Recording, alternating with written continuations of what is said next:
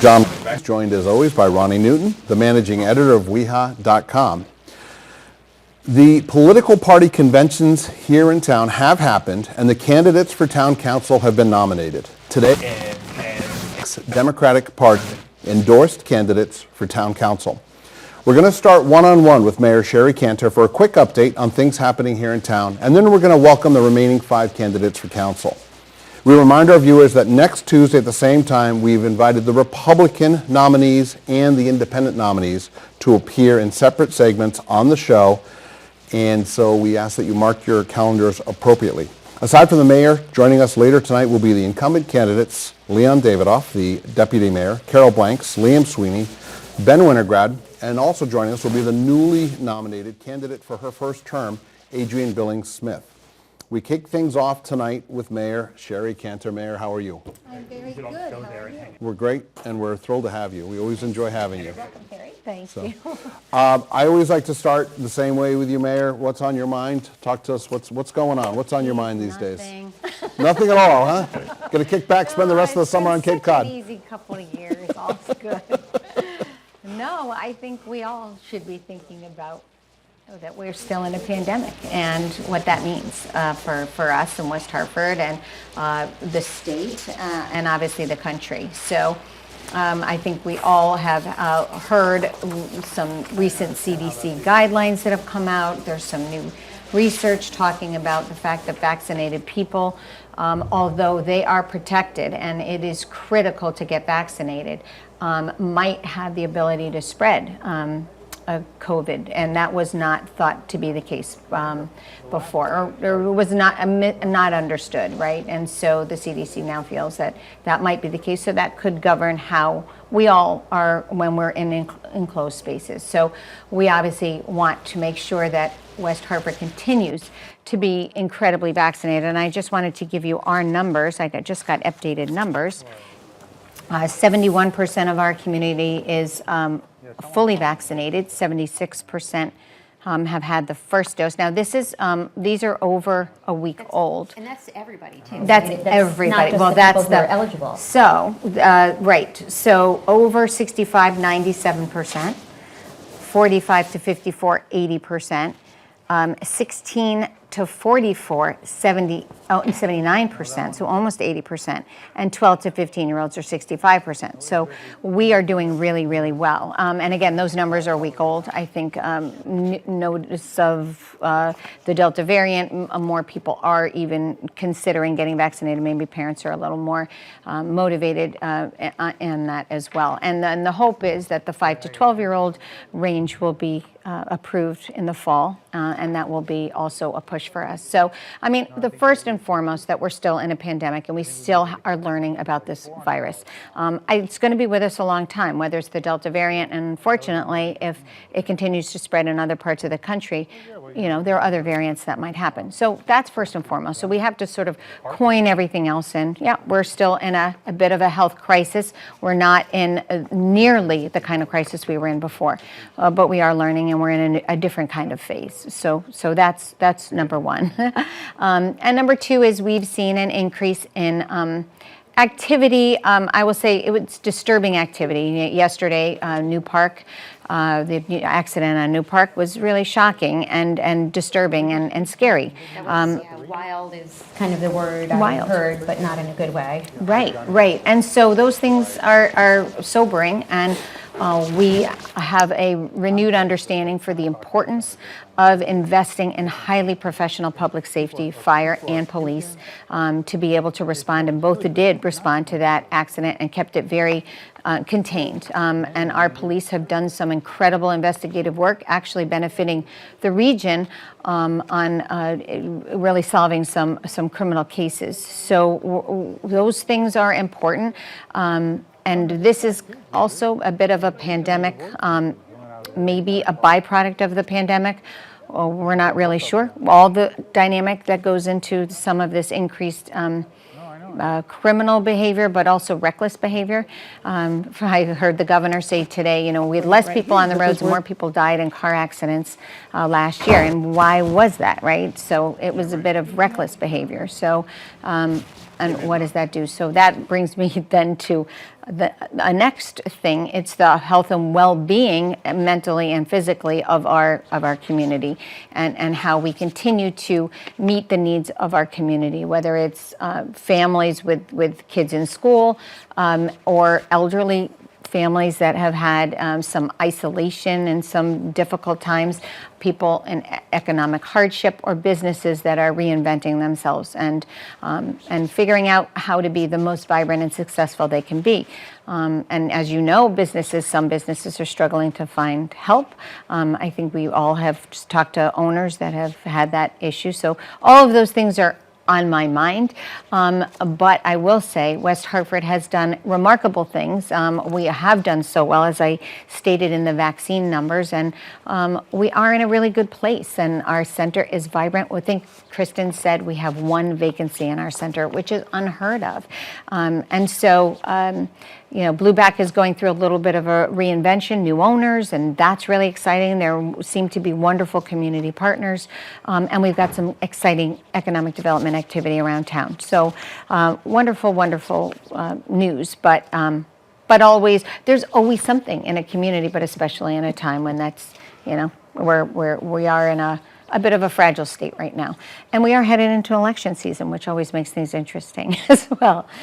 Yeah, that pesky charter that says every 2 years Yeah. we have to go through this cycle. So, Sherry, you led with the percentage vaccination. So, just to the hopefully very few people who are not vaccinated, looking at these numbers and who are watching, how important to you are the vaccines? And how do we continue to promote the effort, the safety, the efficacy?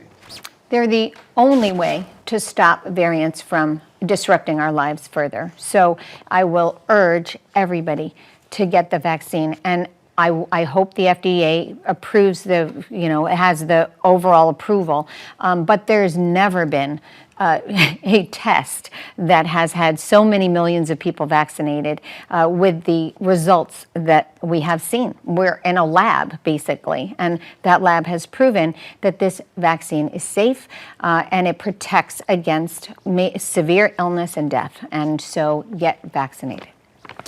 And I think some of the CDC messaging has been, at least to me, very confusing. Even reading the New York Times and other very well-respected publications, I haven't felt like it's a consistent message, other than that the best recourse really is getting vaccinated.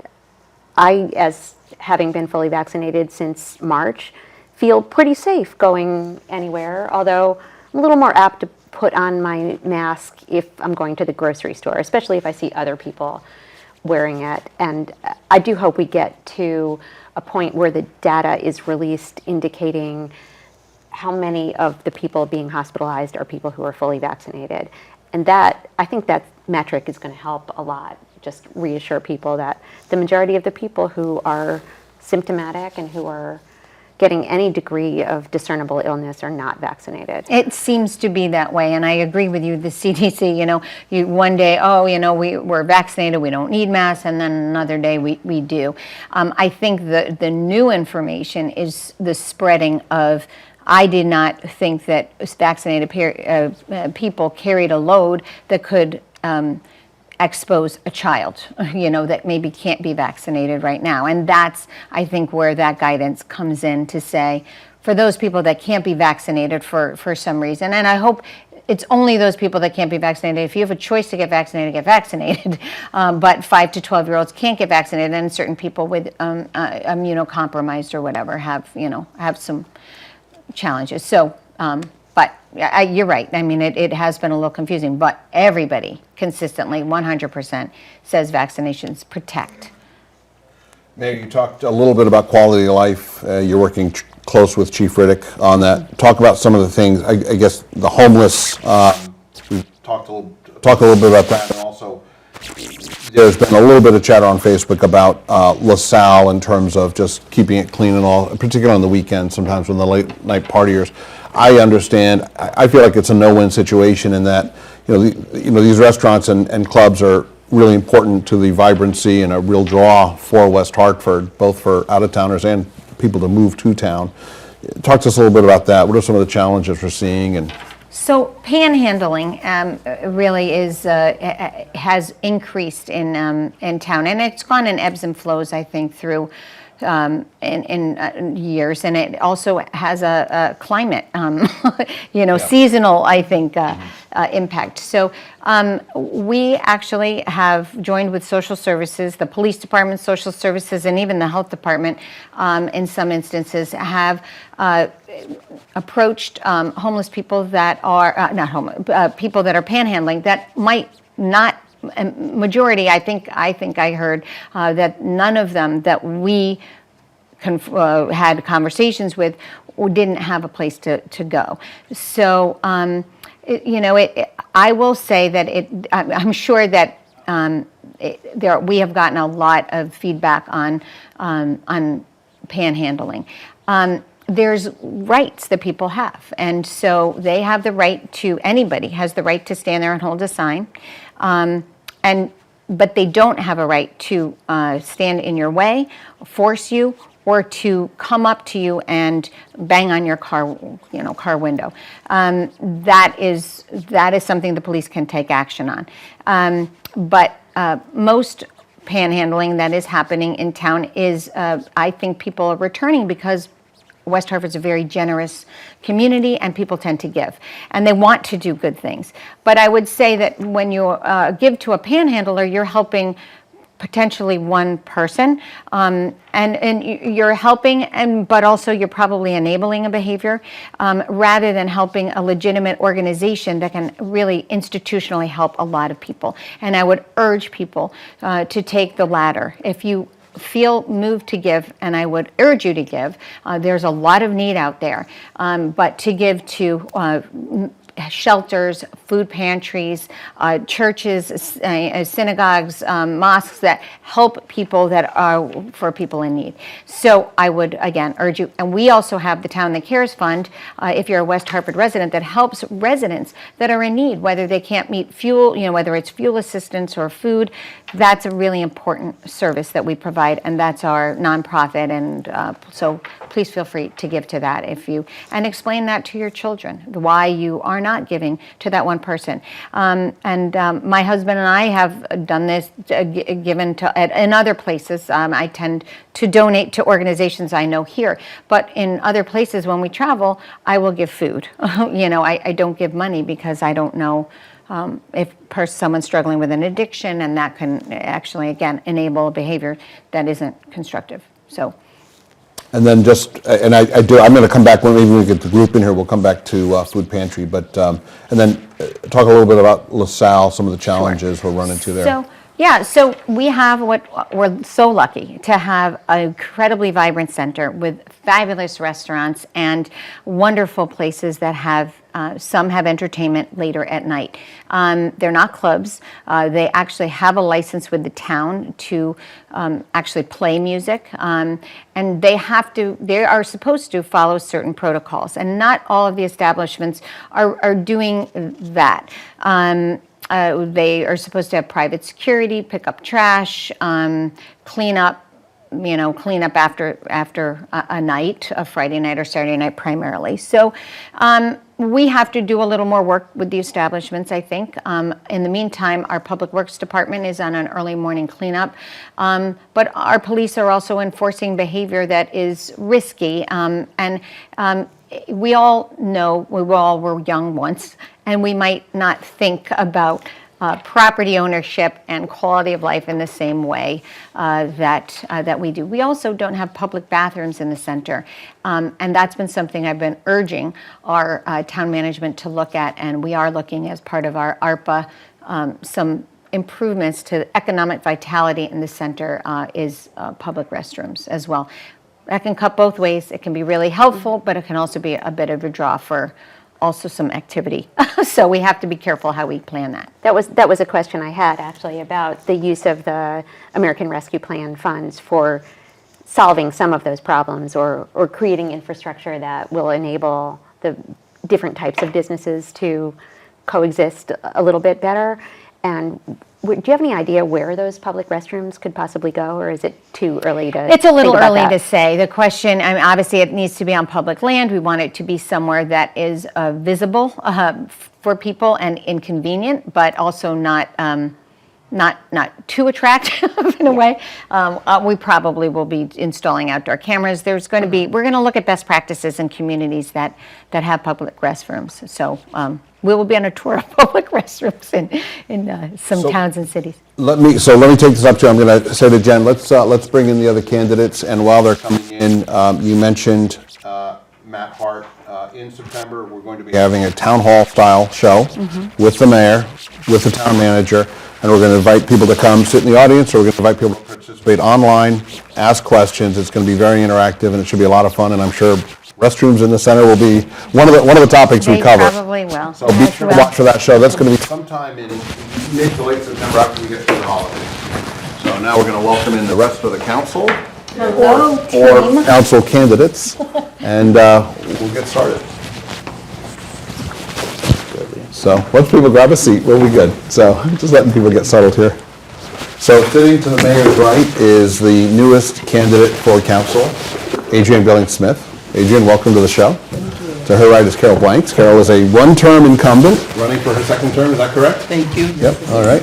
And then Liam Sweeney is a two-term incumbent. Right, let's see if I can get this all right. I think I'm going to get in trouble with the next two. But Ben, you're a three-term incumbent, right? Okay, three-term. And Leon, four-term? 20 terms, right? 7, John. 7. All right, terrific. Sorry. So thank you all. Welcome to the show. We've just had a really nice conversation with the mayor, kind of caught up on some of the issues. But we want to kind of hear from you about what's on your mind. And we also want to hear some of your ideas as we head into the election season, and more importantly, the campaign season. You've got to get your message out. So we're going to have you here today, then we're going to do another show, probably mid to late October. So you're going to have a couple of opportunities to sit down and talk to the community. So, Leon, And then also, Yep. just before you say that, Yep. you will all also be getting a letter from me with a bunch of questions that we will publish the responses on weedhead.com along with your headshot. So please respond. Yeah. I'll bug you if you don't, So- but we'll be sending that out probably end of August, beginning of September. And a warning now, I don't edit them, so everybody needs to Check your grammar. Well, I do that. I treat every single one the same for every person from every party who's running for any office, just to be consistent. So, Leon, let's start with you as the veteran outside of the mayor, the veteran of the group. I always, and those of you that have run and been, I've sat down with in the past, I always ask the same question, kind of what's your big idea? And I think before I get into that, I think this year was a great year for big ideas. And I particularly want to point out Mayor Cantor and Ben Winograd. Really exciting things happened. We can talk about the pension obligation bonds, huge victory for the town, huge victory. And Ben, you had a huge win, and I know you've got really big ideas, and we're going to get into them about, some of the real estate, what could be done to help encourage more Accessory people to come to dwelling town. units, And yeah. you already had a win starting that with the accessory dwelling unit, so we're going to talk about that. So, but Leanne, let me start with you. Here we are going in, so this would be your 7th term we're heading into, right? Or 8th? 8th term. 8th term. What's your big idea? What do you really want to get done in the next 2 years? What's really near and dear to you?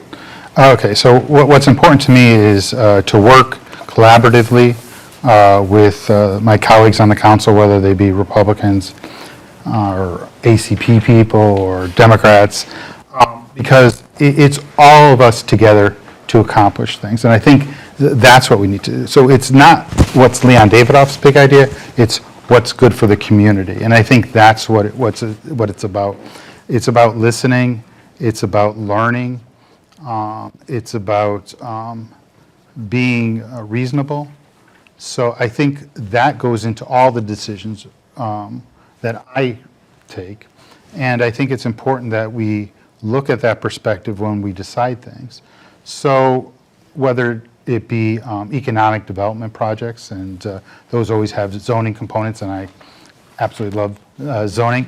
So I think that we need to understand what goes into a zoning application. The applicants hired professionals. They spent tens of thousands of dollars to get it to the council table.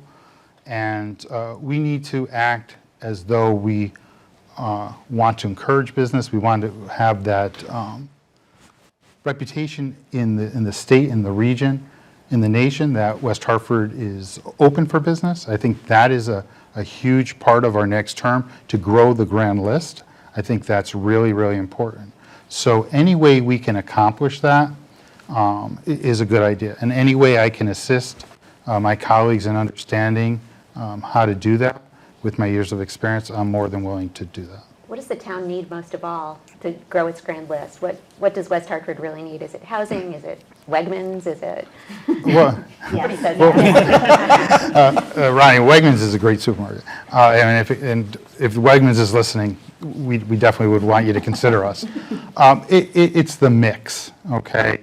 You need residential housing, you need multifamily housing, you need corporate workplaces, you need retail. You need that balance so that in the end of the day, you have a community. And I think that's what's really important, that we have a shared vision as to what blends together and mixes well. How about let me, as it relates to zoning in the future, Leanne, let's talk to us a little bit about ideonomics, the property, the Yukon property. What would you like to see happen there?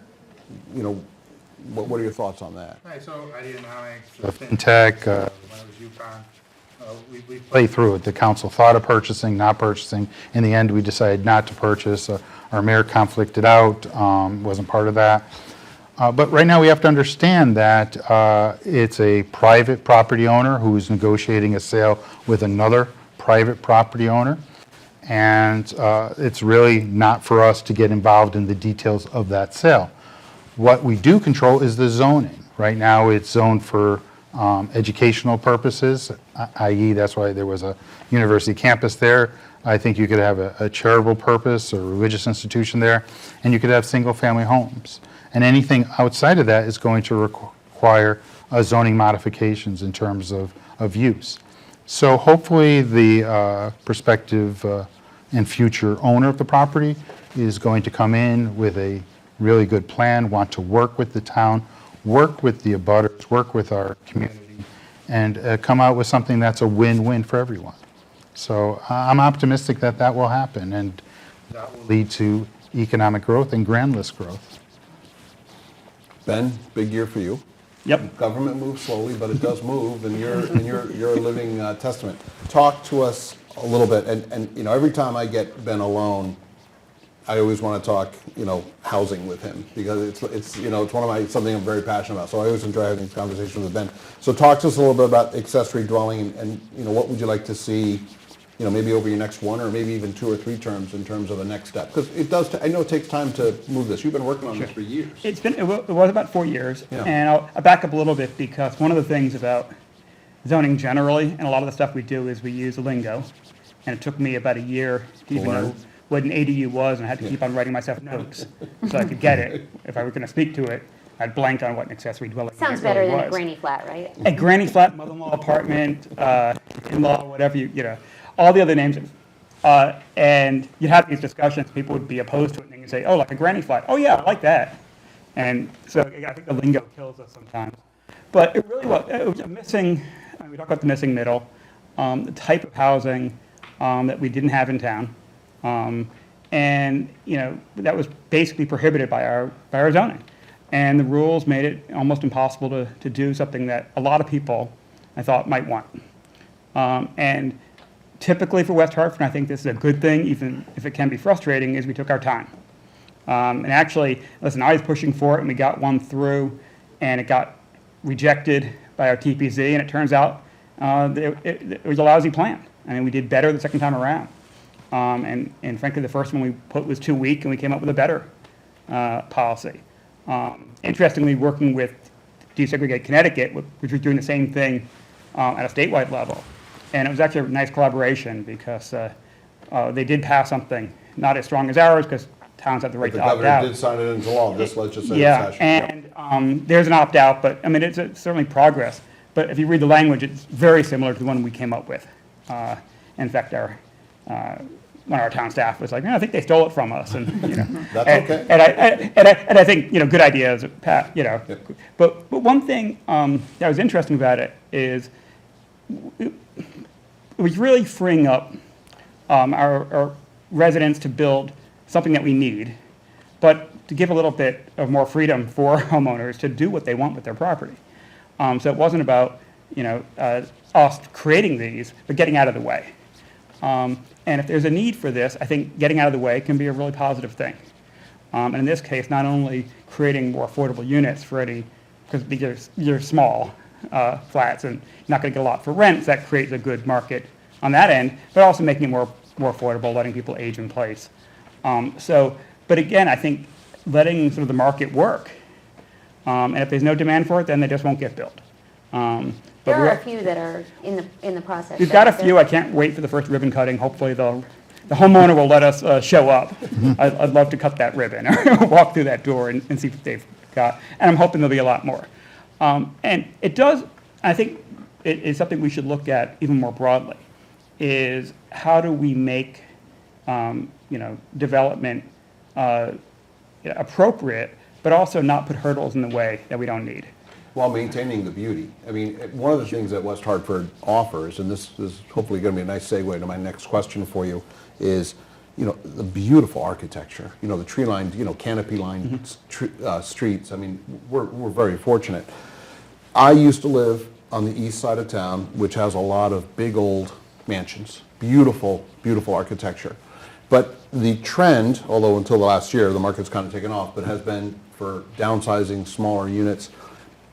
I traveled to Burlington, Vermont very often. They were kind of having the same conundrum about housing, and they allow people to come in and buy a beautiful mansion. As long as they don't change the exterior look to it, they can convert it to a 3-unit, 3 or 4 unit or 2-unit building. And so you drive by these beautiful mansions, you have no clue that it's a multifamily house. They're absolutely gorgeous.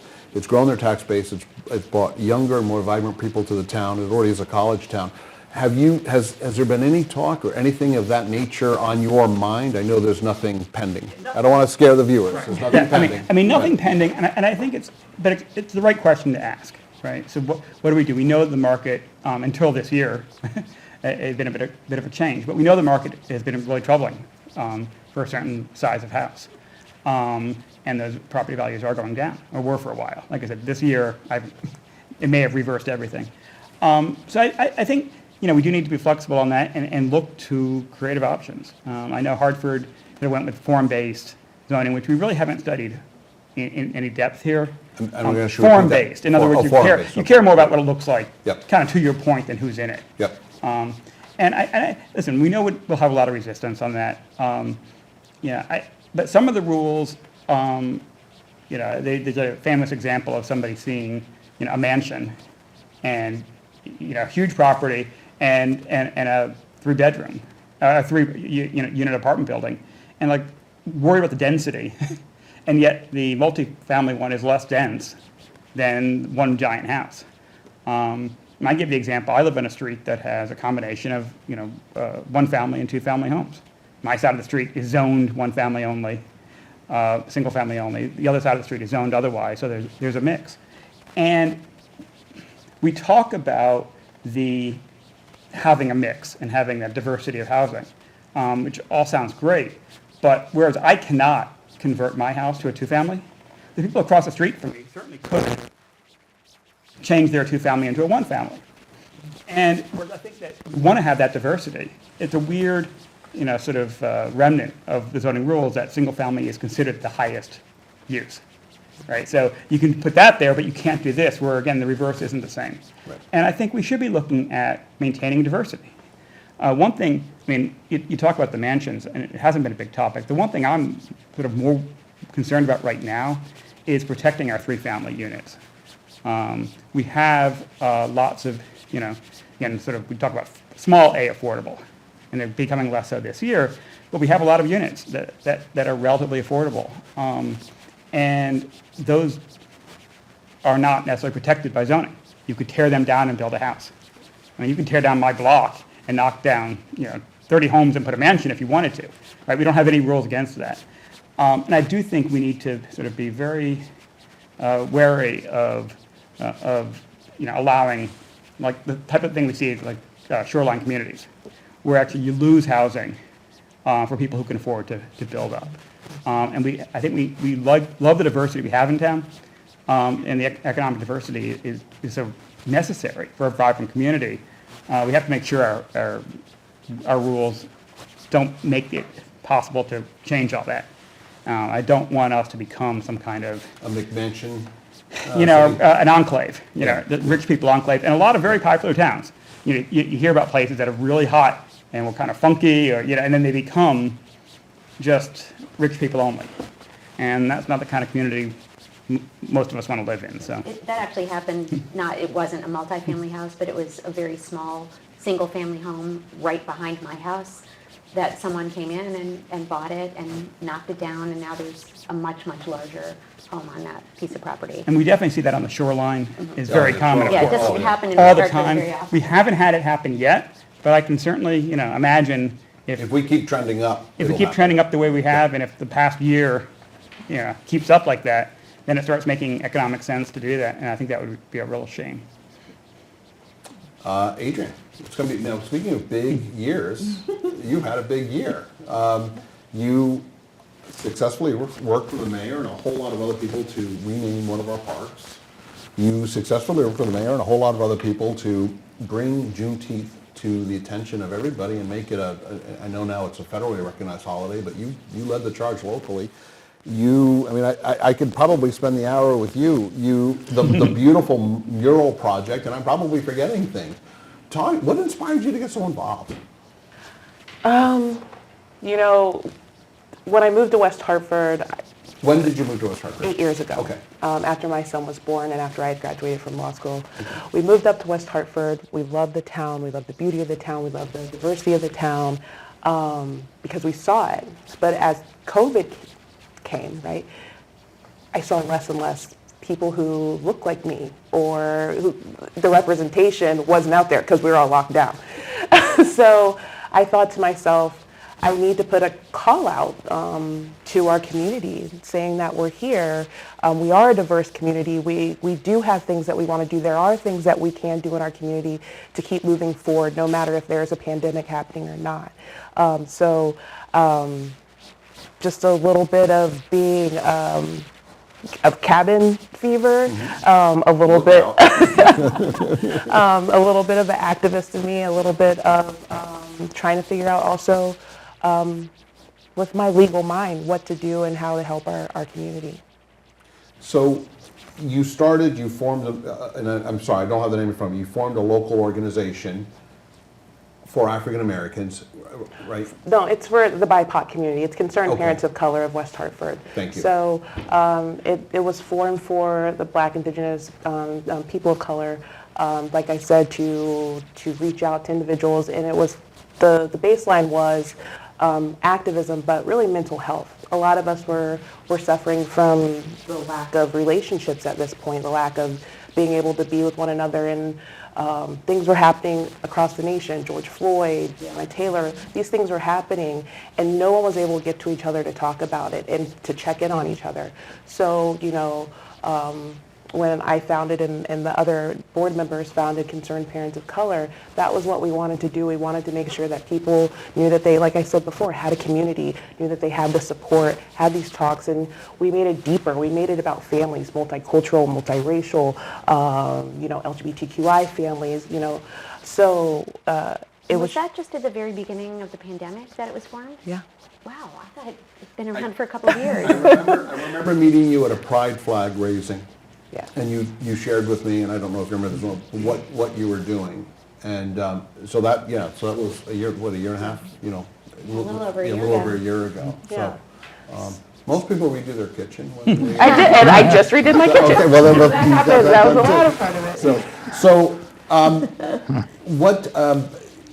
Talk a little bit about the mural. What inspired you? Was it your idea? Was it like walk us through that process, Well, because it's just incredible. The mural, started with MLK 39 with Matt Conway, and he came to Mayor Cantor about it, and she got in contact with a couple of us to start throwing around ideas of what we would like on the mural. So a team of us went through different figures that we thought would be important and inspirational, different ideas. I'm type A, so I took the lead on it.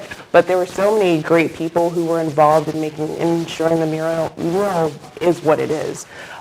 From making sure we know our history, that's the huge thing in West Hartford. We have so much great history, so much important history that we all need to know about, to things that are going on today in our nation and recognizing individuals, to Dr. Martin Luther King Jr. and and most importantly, the first in our town, Gertrude Blanks, Judy Casperson, Tammy Exum, and really uplifting our African American community was really important to us. What, you get elected on November 3rd or 4th, whatever the date is this year. What are some of your goals? As you, it takes time to get up to speed, as I think Ben mentioned, learning what an ADU stands for and all that. What are some of your goals, aside from the general learning curve stuff? What are some of the things that you've got on your list? Like, geez, I'd really love to see this town do this. Well, when we're talking about policy, because of my organization, you really want to make sure that everything is seen through an equity lens. You want to make sure that these policies that we're passing, these ordinances that we're passing, zoning, that we're really looking and making sure that every individual in this town is being represented or heard or seen when we're doing this. I don't have any big ideas that I want to do. I'm here, as You've already done them. as a newbie. I think she's probably not done. I'm here to listen and learn from my teammates, my Yep. colleagues. I've been a freshman before. I played college basketball. I've been here. And I hope that my experience and things that I have done will help. But really, at the end of the day, I'm here for the residents and the businesses in West Hartford. I want to ensure that we continue to stay attractive to businesses, attractive to newcomers. Affordable housing is something that's huge on my list. As we're all talking about the uptick, we're not having an issue with residents right now, but we still want new residents. We want to still incorporate diversity. We want to see new families moving into our community, and we want that to be something that's a longevity issue. So that's something that's super important to me. Wonderful. Well, heck of a year. So, any questions, Ron, before we move on? No, I'm good. No, okay. So we're kind of working around that. Carol, you got one term under your belt. You're a veteran at this point. How does it feel? I don't think so. I don't think I'm quite there yet, but it feels great. You come from in terms of your experience, you started with Board of Ed. You also were the chair of the Board of Ed, and then you moved over to council 2 years ago. So I guess grade's not the right word, but look back on your last 2 years. What are you proud of? What are some of the things that you really enjoyed and got out of serving for 2 years? Yeah, so thank you. First of all, I want to thank you and Ronnie for having us on this show, because this is huge, right? But the last 2 years, my first term would have been my term. Right? We talked about staying prepared, so you don't have to get prepared. So the board prepared me for what I didn't know was coming, like many of us, right? So when I was sworn in November, little did I know a few months later that we hit this big pandemic, and how prepared you have to be in order to keep our residents safe, keep our town staff safe. So for me, it was huge, right? Because this was a job. This wasn't a 9-to-5 job, and I had a 9-to-5 job. This was a 24-hour job. Our job, our mission was to make sure that all of our residents, students, and businesses were safe and they had what they needed through this pandemic. And if we all remember, at the top of the pandemic, I had my first, or I don't know if it was the first, but it was, let's say, the major public safety meeting, and it was March 5th. And at that time, we were talking about how do we prepare for what's to come? How do we prepare for a shutdown, if the shutdown is coming? We didn't know it was coming yet, but we were preparing ourselves for what was coming. What do we need to have? Just a few days later. Absolutely. Yeah. And then later, boom, everything shut down. But you know what was great, Ronnie and John, is to be with your team members, where everybody was all working at the same level. Everybody rolled up their sleeve and was like, okay, what do you need me to do? Our mayor is our terrific leader. I always say she's the hardest working woman in Connecticut, because she gets the job done, because she can't do it by herself, so we all have to be able to step up to the plate when we need to do something. And that's what we did. We were able to get the PPE equipment, we were able to work with our public safety team, we were able to work with our district staff, our superintendent, and we were able to work with our businesses and give them the things that they need. We all worked in collaboration, and that's how you get things done. That's how we become an attractive town. That's the town where everybody wants to be, because like West Hartford takes care of business. I wish our town Take did. care of the people too. And takes care of the people. So at the same time, you mentioned public safety, and you are the chair of the Public Safety Committee for the Town Council. In addition to the pandemic, public safety has been very much on the forefront in terms of George Floyd, and how have you been able to handle that other major issue that's happening at the same time? Absolutely, absolutely. So if you remember, the police accountability had rolled out during that time. And hats off to Chief and Assistant Chief Tara, who took that bill, and I mean, they really dived into that and carved it out. And if you also remember, we had community conversations. Our chief also had noon talks as well as evening talks. I think it was considered lunch and dinner, where they were open and received calls from our residents and businesses about varying issues. We also looked at the civilian police board. We had a board in place, but we recognized that that board was outdated and we need to do something different to reflect what was happening now. That's huge, right? And we need to have a board that was diverse and reflected our community as well as the businesses, and really reach out to our people and let them know that they're being heard. And we're here to represent you, we're here to listen to you. And I think that was a huge accomplishment for our town in the time that we did it. We marked a goal, we had objectives, and we were able to accomplish it. And again, it speaks volumes when you collaborate, because you can get a bunch of things done. But everybody has to be willing to step up and do the job. And I should point out for all of our viewers at this point that every one of these folks over here is volunteer. Not one of them is paid to do this. And I remember when COVID first hit, I just kept saying to myself, I cannot imagine what the council's going through in terms of the time commitment and the effort to protect the people here. I couldn't imagine what you guys were going through, so it was nice of you to give us a little insight. And they are unpaid volunteers, so don't beat up the politicians. Send them a constructive letter. This isn't working for me, could we try this? That's the way to do it. So anyway. Don't just complain, bring solutions. Exactly. Boss, one of the best things I think I ever learned from a manager was don't just complain to me unless you have Complain, but then offer a a solution. solution. Yep. It's easy to complain, but it's hard to come up with a solution and execute. So Liam, I don't think we've barely said hello. So how are you? So, Liam, I'm going to pose the same question to you, but I also want to talk about some of the development going on. I know you're very passionate about getting a youth center together. Why don't we look forward, then we'll talk about the last 2 years. Talk about some of the things you're working on that front. Elmwood Development, Youth Center, fast track transit, that sort of thing. Yeah, I mean, I think one of the first things I expressed to the mayor when I came on is that there needed to be improvements in regards to the facilities that we provide to our young people. As someone who can remember going to the Elmwood Community Center, going to the Teen Center, one of the first things I did was go revisit it when I first joined, and forgot how small it was, and how it's basically in a janitor's closet at Elmwood Community Center. And so, every one of my council members have heard me harp about this at any opportunity I can, that we need to have a more comprehensive plan for what we're going to do with our kids, because this is an issue. We have a growing, changing community, and we need to do more for our kids because they are our future, and it's what we pride ourselves on as a community. It's not only just our educational system, but what are we doing for them after school. But the mayor has really kind of let me grow in this space, but more so, she really put her shoulder behind, listening to the staff when the recent opening happened with St. Bridget's, and really pushed the staff to be aggressive with pursuing that development.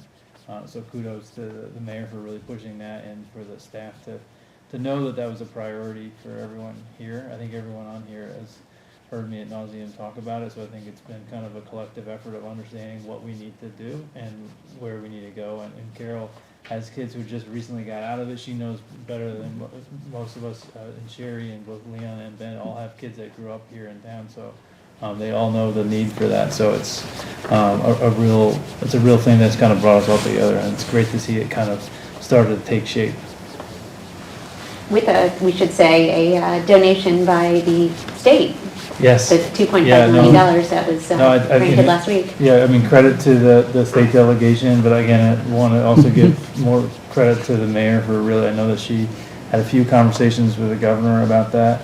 And I know that those things don't happen on accident, particularly with this administration giving out very rare bonding. So I know that both the delegation and the mayor worked really hard to get the governor on board for that. So that's fantastic. What about, Liam, and I'll address this to you, what about some of the other redevelopment projects?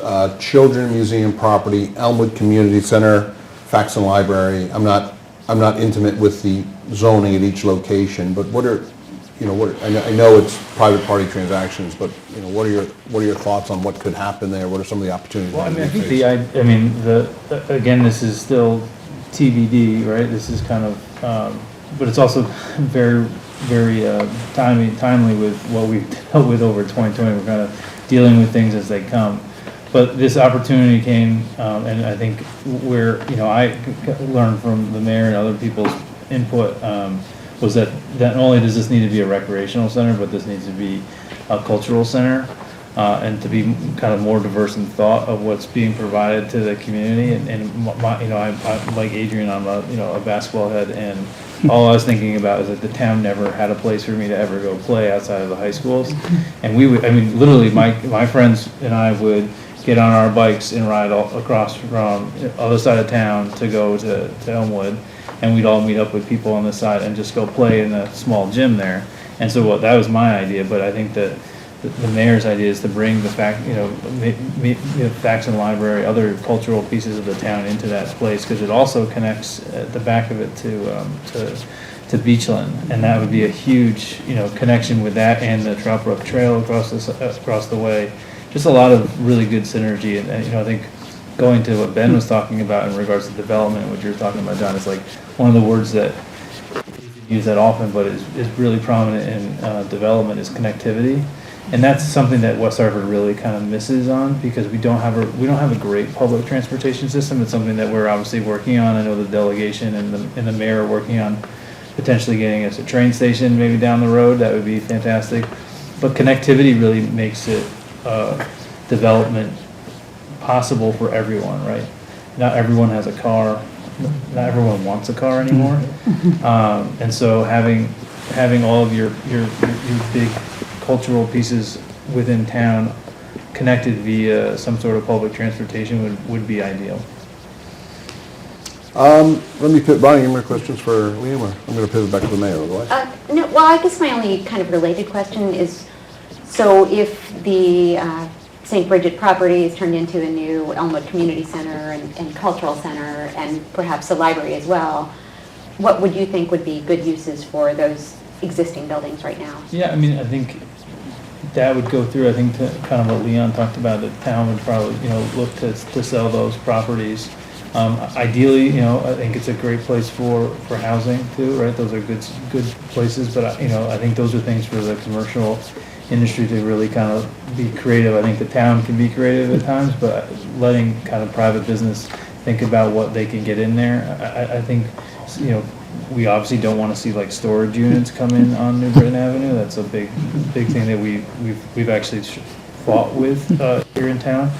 But things of that nature that are going to, again, create more of a vibrant community connectivity, and will grow us all for generations. I think someone at the last public hearing said we need a community center that's for 2050, not for 2020. And I think that's kind of the thought process that I know that the mayor is bringing, and I know that the staff and everyone here is thinking about. So over the last year, there's been obviously lots of challenges. We've talked about it. There's been lots of great successes. We've talked about it. And we've also gotten some recognition. So Mayor Cantor, let me come back to you. We've gotten at least 2 articles that I've got noted here. I actually think there's a third, I'm trying to remember what the source is, talking about West Hartford, Connecticut being an outstanding place to live. Talk to us a little bit about that. I've written a lot of those articles. Exactly. Ronnie there's lots and lots, dozens. But not the New York Times. No, the New York Times, actually, there's 2 that I'm aware of from the New York Times, but there was one that I sent you from, what was that, Wine Enthusiast? Oh, yeah. That is a pretty wide distribution. So for us to be noticed in a big city paper like the New York Times, and actually national distribution, as a great place to live among, really, we were the only Connecticut town in both articles. And we've been on many other accolades this year. But that was pretty telling, and the realtors saw it. They saw a number of, people looking for homes in West Hartford, really looking for homes, and the inventory has been a bit light, and prices are pretty high, but things are going quickly, especially homes that have been redone in some way. I had an interesting story, though, in my neighborhood, a couple that moved here from LA. She's done PR for some of the stars, and he actually is a movie producer. So pretty amazing couple. And I said, how did you come to West Hartford? And he actually is Venezuelan. He was born in Venezuela and came here at a young age through Miami, and then ended up in LA.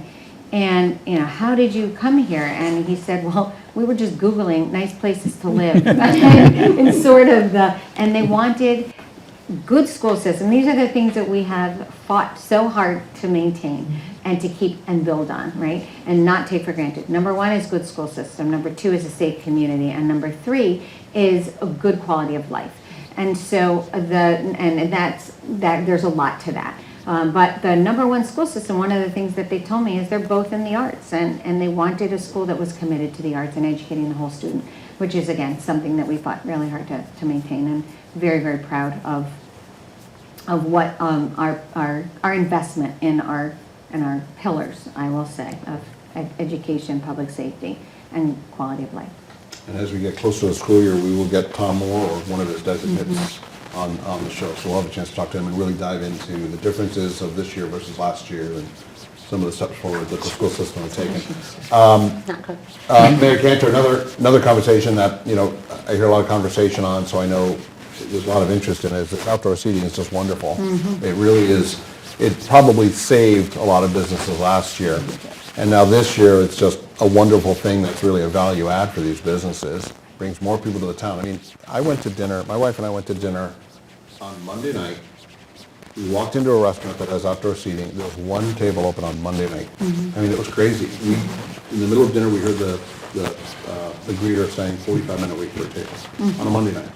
So we really, we're doing something right here. So have you thought beyond 2021 in terms of outdoor seating? Always think behind and beyond Okay. where you are. Yep. Otherwise, I say, if you stand still, you lose the race. So you always keep moving, and you always think ahead. But this has always been, we were out in front of before the legislature reinstated the governor's allowance for us to do that. We were out in front saying, we're going to do it no matter what. So Scott Dolch from the Connecticut Restaurant Association came and said, look what West Hartford's doing. And it was interesting how we also were compared with other communities that did expand outdoor dining, is we did this. We were the ones who ordered the Jersey barriers. We made it happen for our restaurants as they were juggling so much. And then this year, it was like clockwork that it just happened all so smoothly, and they've created these, I call them gardens of eating. And there's a great synergy and energy, and people are coming from an hour away. Anecdotally, that's what we're finding, because if they can't find one restaurant, they'll go to another restaurant. But yes, this is something that's going to be permanent. We just are figuring out the right way to do it and the right configuration for real longevity. We are planning to, the town manager has direction to bring us some drafts so we can vote on something before the end of the year. And then we're going to maybe take some of the ARPA investment money for, again, long-term investments is what this money is really needed to be used for, and figure out how we can benefit our infrastructure, whether it's expanding sidewalks, providing public restrooms, doing the things to make sure that people continue to come to the center, and it's a real draw, and it supports the restaurants, and so we're excited to go to the next phase. John, I just want to add, like, I think people don't recognize how hard Sherry worked during COVID on this particular issue. I remember we were all like, we were all in little boxes like the Brady Bunch at that point, but this is all coming up, and it was it was a pretty large expense. We didn't know what was coming from the federal government at the time. Obviously, the federal government looked a lot different at that point. But there was, it was a pretty hefty price tag for the town to take on to just go, right? And I think, because the communication that the staff had with, I think the chamber, credit them as well for having a constant conversation with the town staff. But Mayor Cantor just like ran at this and just said, look, we got to do this. This is like, the center is the heart of our city, of our community, and it's how we attract people here. And because of that, we just went. And I think there are a lot of communities that kind of, to Sherry's point, kind of sat back and kind of were waiting for things to happen. But both Sherry and Carol's point, like, because the town runs on such a high level, they were ready to go, and those barriers went in pretty quickly, and the rest is kind of history. Well, and because of it, the restaurant owners have said that last summer was actually better than the year before, because so many people were attracted to being able to come here and being able to eat We were one of the outside. only communities like running at this and prepared, and so people, to Sherry's point, were coming in from other places because other communities weren't ready to do that safely, like West Hartford was. I And made, it's outside of the center too, just to. Right. that's right, the whole, no, I made the point that, we were slow on some things, but on this one, we were actually really fast. And I think that's, 99% credit to Mayor Cantor, but also just the fact that we had, great town staff and a great team on council, that we were able to do that. We all have our own disagreements about, things, and we come together. And we were able to, because of sort of a lot of trust, move forward really quickly. And, under her leadership, but again, you got to have more than one person, and it was all ready. And I think Carol made the point, we were ready to be for the unexpected. So I just want to highlight exactly what everybody, I think, has said, is the team is so important. And I think by talking to all of us, you've seen we all bring strengths and different perspectives to a team to make us stronger. But our town staff, we have a highly professional town staff that worked really, really well together. They also brought down walls and worked collaboratively with 3 departments at a table, figuring out how to make things happen. Kristen in the chamber, or Kristen Gorski at the Chamber, our Economic Development Coordinator, a specialist coordinator. I call it a secret weapon. She was like, she was a specialist. Joined at the hip, and the businesses that are so grateful for the guidance and support, and we continue to do it. This isn't over, and we still need to be on the ground. And when I talk about one of the keywords I heard from, actually, was a Bloomberg webinar that I participated in, and it was saying government. Kind of Lamb's phrase was, we're building the plane as we fly it, because everything was new.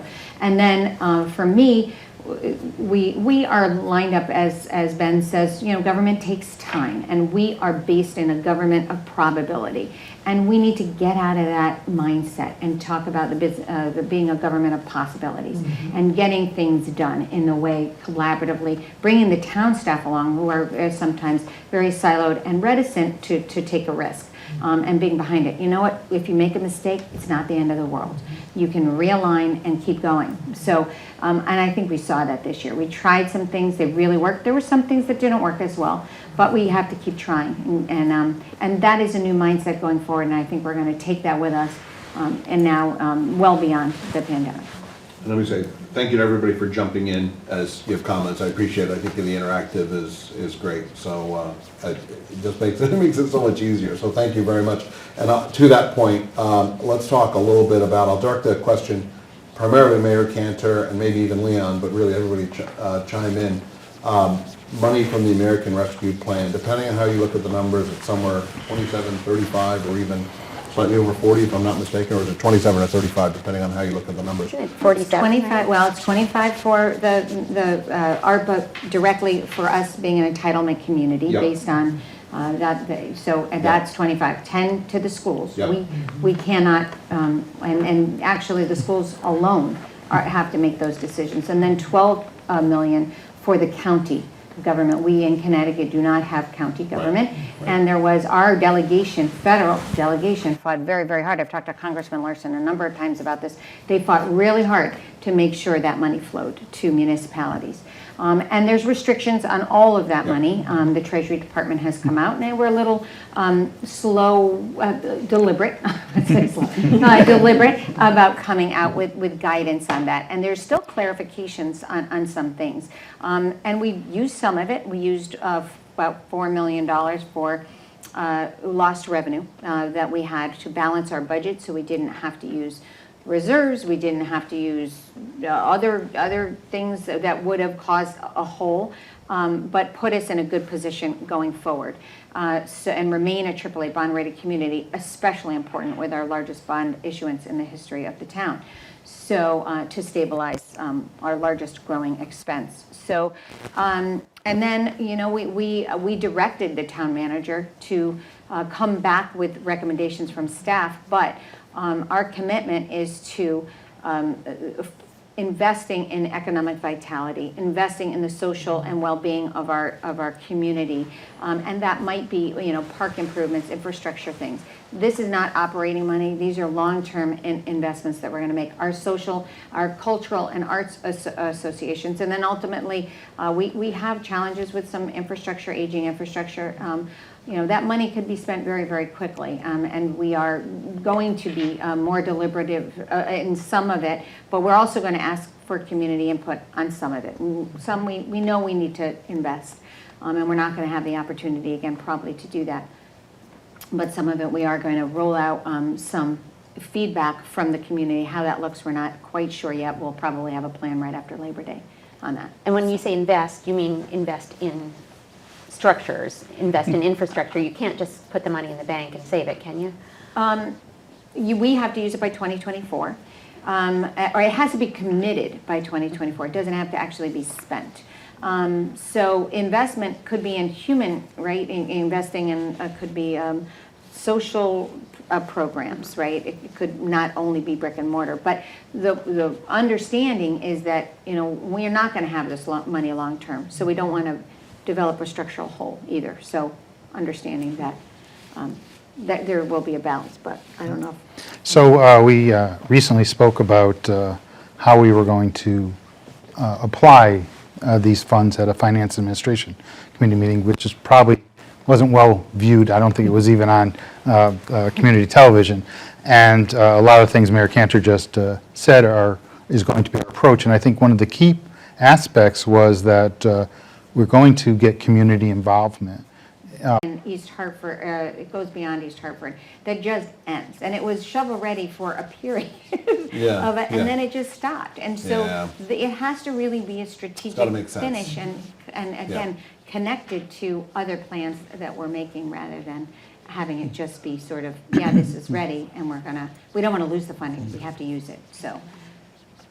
Gotcha. Leon, I've got a note here.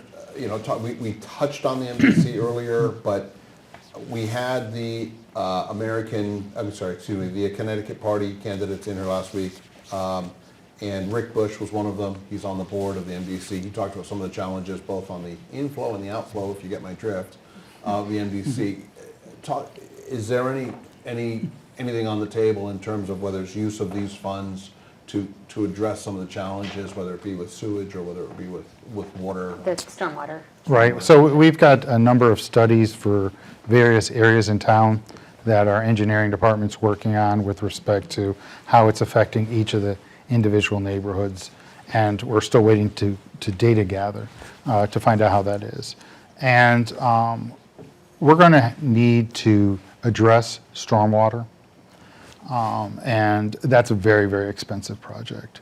And it's a lot more expensive than the $37 million that we have available, and we're not going to obviously commit all the funds to that. With that said, I think that there's an opportunity to partner with the MDC to find ways to address our stormwater issues. So I think there's more to come. I know Rick was very animated. I caught a portion of your program on that, and I think there's more to come. I think there's more discussions that need to be had. We need to really engage the right players to understand where are we going to be and how are we going to accomplish this. As a community, we can't take on a $400 million stormwater project on our own. There's no way. And we can't ask our taxpayers, okay, we're just going to give you this assessment to deal So, with it. Leon, are there, and again, I know I'm going a little bit out of the box here, but are there state and federal Well, so there's a lot of money that's in the rescue plan that deals with infrastructure. So perhaps we need to contact our federal delegation, work with our state partners, and see what we can do. But because on our own we can't solve this problem. John, I think that, the NBC's been doing this for a long time. I would imagine that they are in contact with the federal delegation trying to do something with this infrastructure plan that's coming down the road. I know that, that seems like the more likely spot for them to engage on that. Yep. As opposed to going for the funding that's currently out there that I think is probably more appropriate for us to work with. And with the NBC has, 7 other communities that they can work with, and they can most likely do a better job pooling that money as a region as opposed to us as an individual community. And the need to separate the stormwater from the sewer system is not just something that West Hartford wants to do for the sake of doing it. It's based on a mandate, correct? Is that? That's right. So it's not just the town's idea Well, that it needs to be addressed. It's the entire MDC that's under the mandate. I mean, the MDC is under mandate, not the town, and that's where you get into that sticky situation of who's doing what. And that's I either a live on state or a federal mandate. I'm on that a they're- town, yeah. on a street right now that's having its entire street ripped up to separate. So I can tell you all about how awesome that is. It's great with a 4 and a 2-year-old though, so they love the trucks. Give them something to look out at the window. So, And part of the issue with that is also, obviously, the basic environmental issue is stormwater being washed into the river, and where it should go, if it goes in the sewage, and it overflows in sewage, and the sewage ends up in the river. And so there's major pollution issues. One thing, and to Leon's point, purely fixing it, incredibly expensive. Part of it is just because we have old infrastructure. We have pipes that were built in the 20s, and as an older suburb, we have older infrastructure than some of the newer suburbs. Hartford's, I think, comparable in terms of how old it is. One thing, looking more broadly, we can't solve it, but it's going to get worse. Climate change is real, and we've sort of noticed this year particularly. That apparently came up at a debate 2 years ago. There was a question about it apparently, but we know it's real, and it's going to get worse. And so one thing that I'm kind of excited about that we're doing, what we can locally, is we have our carbon-free energy plan that we just passed this year.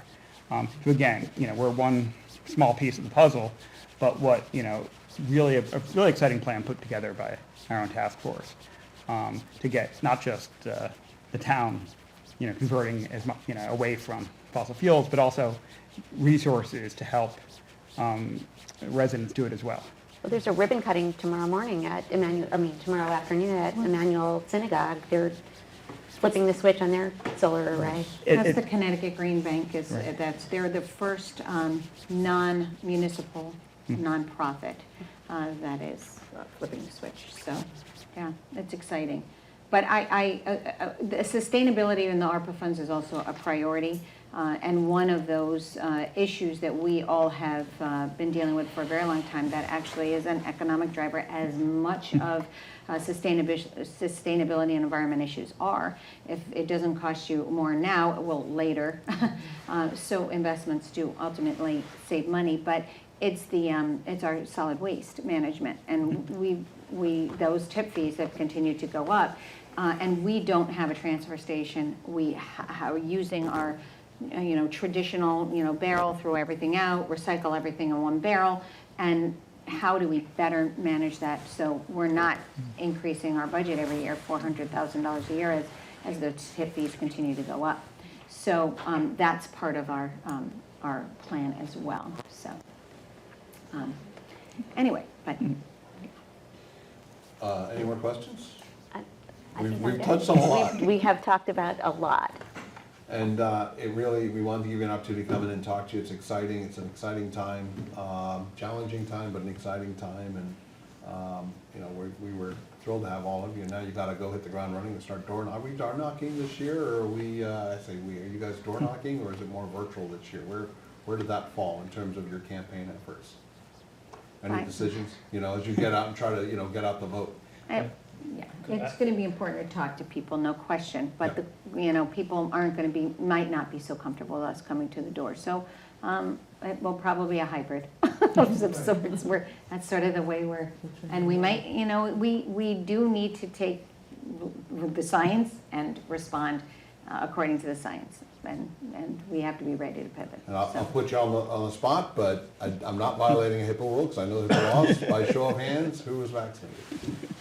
There we go, just to be clear, all 6, there we go, all 8 hands went up, so, great, so good, because I'll be asking everybody who comes on for these, over the next couple of weeks, I'll be asking that question. I think it's a fair question to ask. So John, I think that I've done this a lot and campaigned a lot, and it's a great experience, and I encourage people in our community to take the opportunity to get involved in their local government. But I would say that serving with the people that are returning and adding Adrian to our team this time, we are ready to go day one. We all have our passions, our expertise, our ability to lead and to govern, and we're, in my opinion, a bunch of individuals who want to do this respectfully, are willing to listen to everybody. We've got a great leader in Mayor Cantor, and our better days are ahead of us here in West Hartford. And I think the residents of West Hartford have witnessed during this pandemic what excellent democratic leadership looks like, how we were able to respond to our community, meet the needs, adopt reasonable budgets to fund those priorities. And as the mayor alluded to earlier, we're committed to our schools, we're committed to public safety, we're committed to quality of life, and none of that has changed, and nor should it. And it's really, really exciting to have somebody of Adrian's caliber to join our team. We are not missing a beat, and we are ready to continue to be the leader in the region. It's no surprise that our community has been recognized statewide and nationally. It's because we are deliberative, we are common sense, reasoned thinkers, and we take the time to listen to the concerns of our residents. And I think that's important. And in addition to listening to our residents, we listen to each other. And by doing that, Mayor Cantor has led this body with respect, and it shows in every single meeting that she convenes of the council. And that cannot be said in many communities across the nation. So I'm very proud to be part of this team and to be returning for another chance to serve. And I think our motivations for serving are pure. It's just to give back to our community, and at the end of the day to say we were volunteers and we did it the best we could. And I will just add one more thing. I think as maybe federally or we have witnessed, I think, broken government, unfortunately, and I think it becomes more important on local governments to show our young people the way we need to govern and how they should. And so I feel that burden and that responsibility every day that we need to demonstrate, model, and really be invested in bringing, again, that quality of governance and really governing it to a higher level, so. Yep, I couldn't agree more. So Ronnie, any last 1 minute thoughts, or? I think we're good. All right, all of you, thank you so much. Best of luck in the campaign. We are going to have you back on. We'll set a date probably mid to late October. Got to see what the calendar holds, so we're looking forward to that. Good luck, go out and go fight, win. And for Ronnie Newton, I'm John Lyons, and we'll see you next week. Thank you so much. Thank you. Thank you.